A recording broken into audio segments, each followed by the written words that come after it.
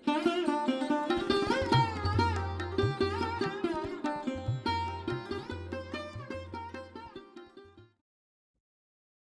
हम सुनेंगे पंचतंत्र की एक कहानी, अंधी नकल।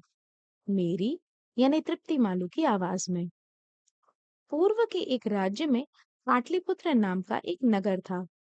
उसमें मणिभद्र नाम का एक सेठ रहता था। लोक सेवा और धर्म कार्यों को करने से उसके धन में कमी आ जाने के कारण वह हर रोज अपमान सहता था। एक रोज रात में सोते समय खिन्न होकर उसने सोचा, निर्धनता मेरे लिए अभिशाप है। निर्धन होने पर गुण चाहे जितने भी हों, कोई भी बात नहीं करता है। सभी के उपहास का पात्र बना जाता हूं मैं। निर्धनता के संबंध में भयानक भयानक कल्पनाएं करके मणिभद्र ने सोचा, इस अपमानित जीवन से तो मृत्यु ही भली है।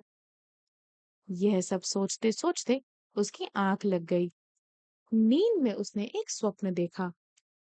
स्वप्न में उसके पूर्वजों की सिंचित पद्मनिधि ने एक भिक्षु की वेशभूषा में उसे दर्शन दिए और कहा, मणिभद्र, तेरे पूर्वजों ने जो धन जमा किया था, मैं उसका संचित रूप हूँ।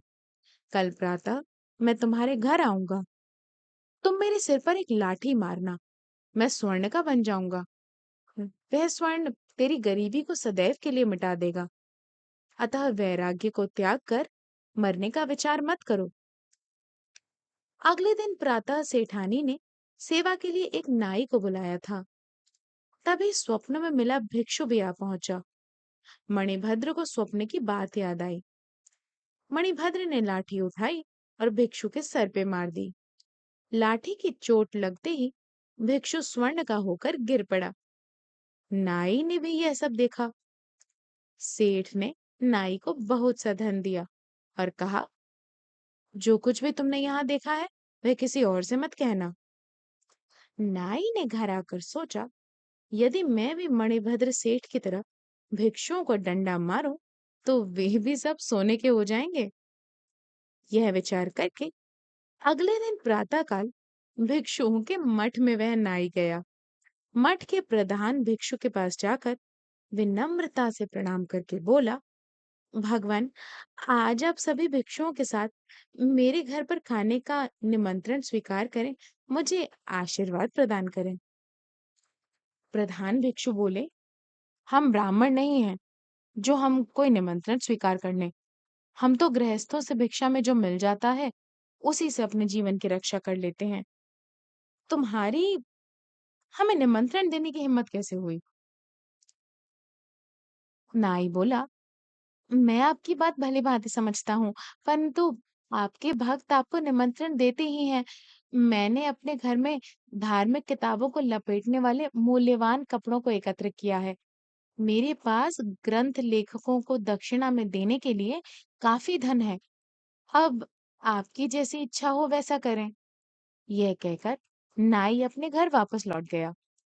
घर आकर खैर की लकड़ी की एक मजबूत लाठी बनाई और उसे अच्छी तरह संभाल कर रखा।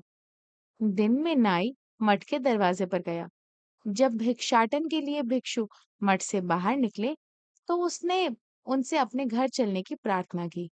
भिक्षु उसके पीछे पीछे नाई के घर चल दिए। जब सभी भिक्षु घर के अंदर आ गए, तब नाई ने दरवाजे बंद करके लाठी से उन सभी की खोपड़ियों पर हमला कर दिया। उनमें से कुछ भिक्षु तो मर गए और कुछ के सिर फूट गए। भिक्षुओं के चीखने चिल्लाने की आवाजें सुनकर लोग एक जगह एकत्र हो गए। नगर रक्षक भी वहां आ पहुंचे। उन्होंने देखा, अनेक भिक्षुओं की मृत देह पड़ी है और कुछ भिक्षु पड़े कराह रहे हैं।